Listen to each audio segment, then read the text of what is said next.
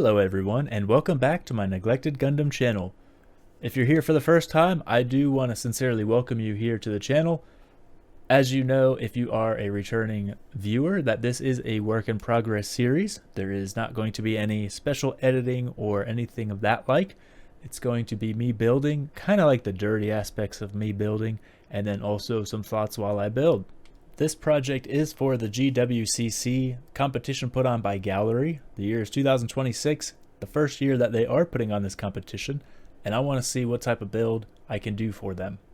Let me put a pin in what I was saying real quick just to show you these pictures. Now, I have never done LEDs in any of my projects, so I took these cross-section pictures of the parts to know where to drill and where to put those lights. Now, the pictures of the knee, I went ahead and took that because I will be cutting into it, and that is where the support beam will go that will be holding up the Kyrios. So I wanted these pictures just for a good quick reference in the future for when I'm doing those things. If you are a returning viewer for my last work in progress video, you notice that I did an unboxing for the TRN. This video is going to be a little bit different in that aspect, as I am not going to be doing an unboxing for the Master Grade Kyrios.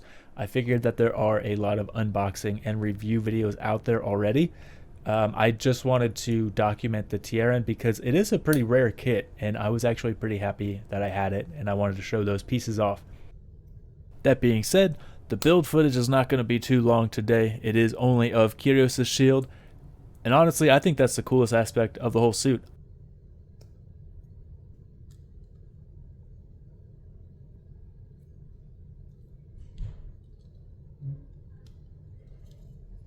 So week 2 is about putting these guys together, getting them all snapped up.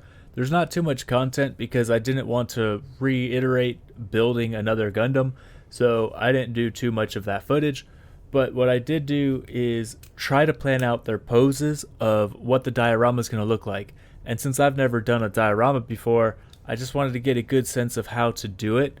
So after the footage of me building, we're going to look at these guys spinning around so I can just take a look at them all snapped up.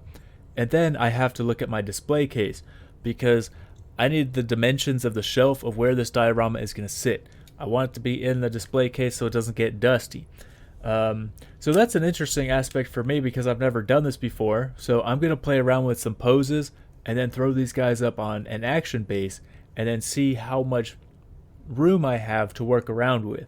So this should all be interesting. This week was about getting the pose to be right.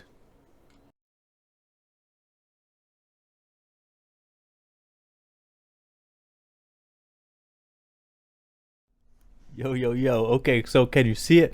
You see the mistake that I made putting this guy together on his leg joints, on his knees, the little wings that should be right on his knees. One is facing up and one is facing down. I didn't know that until like a week later, and then I'm glad I caught it because I'm planning out the diorama now.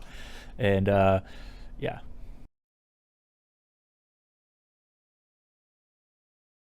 All right, also, while I'm in a playful mood, yo, get ready to see the big old reveal of my face in the reflection of this glass. Yeah, so that's what I look like. Bet you couldn't believe it if you didn't see it. For all the 50 people that watch my videos, there it is. Yeah, so this is not professional video footage at all. It is just my display case with all my models in it. So here it is. There it goes. And yeah, if I was a better videographer, maybe it might look pretty cool and actually do these guys justice. But you know what? It is what it is. I am not a professional videographer. I am a professional Gundam maker. So here it is. This is the display case that I want to get this diorama in. And I have to see, you know, like how deep it is and also how tall I can go. I don't really have to worry about how wide the project is. I mean, it's pretty wide shelves. But yeah, definitely how deep it is and how tall it is. That's what I am concerned with. So let's go ahead and measure it out.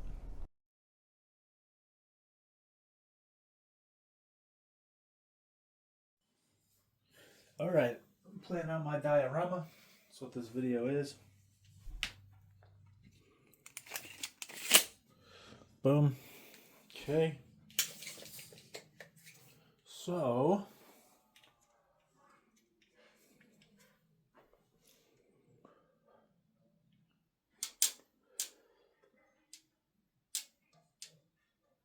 12 inches there.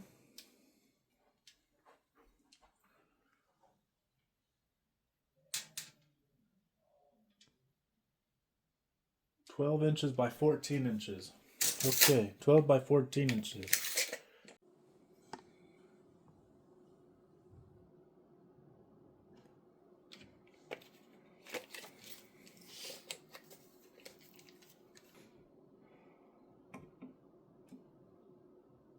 Eight and a quarter inches.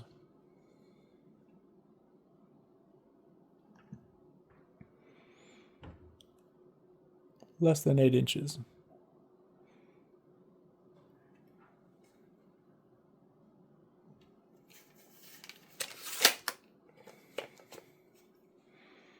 So I'm sitting here in my editing chair thinking, what am I going to show you guys for this base thing? Because it's a long video. But, you know, the great thing about this video here is that it's only like a 10-minute video. So, yeah, I just sped up this footage to 3 times speed, kind of like Sharaznable and your boy.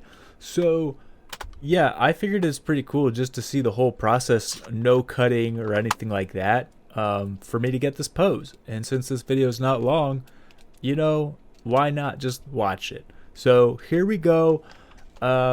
I kind of already had them in a loose pose without having them on the stands. So I kind of like was just like playing around them in my hand to get the initial pose. But other than that, like getting them on the stands, that was the hard part of like how to line everything up and get it to where it works and it looks good, you know, getting the height right on it, getting the distance, like how far apart they should be, getting his claws in the right spot, the claws of the shield in the right spot, to like really sink into the body of the Tierran. That is something I will be doing in the future, is getting those claws to be sunken in, holding him in place.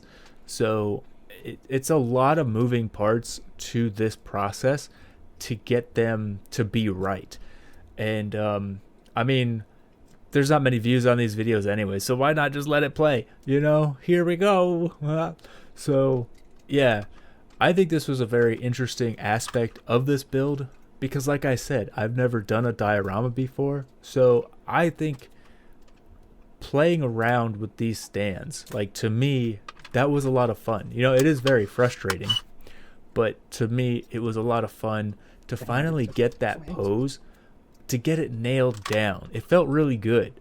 And then the next thing that really like didn't stress me out, but you know, it kind of worried me, was how to like get the base ready and then the supports. Like, how do you get these guys from the stands, which are meant to like, you know, be in their groin area? How do you put these things on supports? You know, what does that look like? I've never done it before. I don't know. So it should be interesting to me to try and figure that out. That'll be in next week's video. That video, okay, if this video is short, you know, like 10 minutes long, that video is going to be long because I've done a lot in week 3. Technically, me putting these guys on stands was like the first day of week 3, but I'm putting it in week 2 video because otherwise the videos would be so long for next week, for week 3. So week 3 is going to be a really good video of me cutting the base out, putting these guys on the supports, drilling the supports into the base, and then drilling into these guys to put them in. And it came out like just like this. So I think it's pretty cool. I think it's going to be a good watch. And then also creating the asteroids that these guys will be butted up against, and those asteroids will be hiding the battery packs and the push buttons for the LEDs. So that's going to be a really cool video next week for week 3. I'm really excited to show you guys that. I have that footage already made. It just takes a long time to edit these videos, and trying to do them weekly, you know, it is what it is. But if you stuck around this long, I just want to say thank you. If you like this content and my silly behavior this week, go ahead and like the video, comment, as I will comment back to you. Like I said, like the video, subscribe. That's what I'm going for. Subscribe to the channel. Why not? Hey, why not? Just press the button, you know? Okay. I hope you have a great week. I hope you have a great day. I hope you have a great week. Keep building, and until next time, I hope you don't feel that neglected now.